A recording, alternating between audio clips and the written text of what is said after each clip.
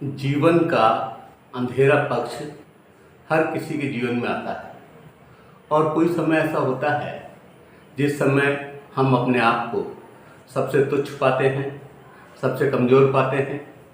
लेकिन आदमी वह है जो मुसीबत में परेशान न हो। यह तो हमेशा से है, देश और दुनिया का चलन। चांद सूरज को भी लग जाता है एक रोज ग्रहण। इसलिए अंधेरे पक्ष का आना स्वाभाविक है और ऐसी स्थिति में हमें संभल कर चलना है।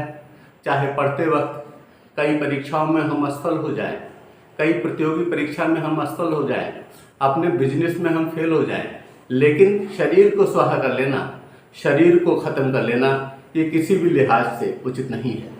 इसलिए ये बहुत आवश्यक है कि हम समझें कि कौन से स्टेप हो सकते हैं जिससे कि हम इस व्यूह से निकल पाएँ। आप समझिए, अगर अभिमन्यु 7 व्यूह को पार करने के लिए वो कथा अपने माँ के गर्भ से सुन सकता था, तो हम अगर थोड़े से चैतन्य हो सकते हैं तो निश्चित रूप से तरह तरह की परेशानियों से और इस संसार के तमाम झंझावातों से निकल सकते हैं।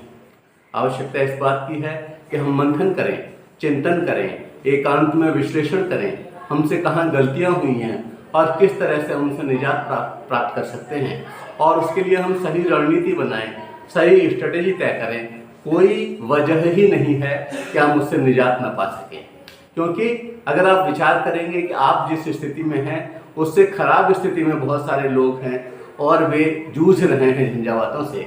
हमें भी इसी तरह से जूझना चाहिए। जब एक बच्चा 50 बार गिरने के बाद फिर अंदर से चलना सीख लेता है और दौड़ने की स्थिति में आ जाता है, तो ऐसी स्थिति में हम जीवन के अंधेरे पक्ष से क्यों घबराएं। अगर उजाला पक्ष आता है तो अंधेरा पक्ष आना स्वाभाविक ही है। अगर दिन है तो रात होगी ही, और अगर अंधेरा है तो उजाला होगा ही।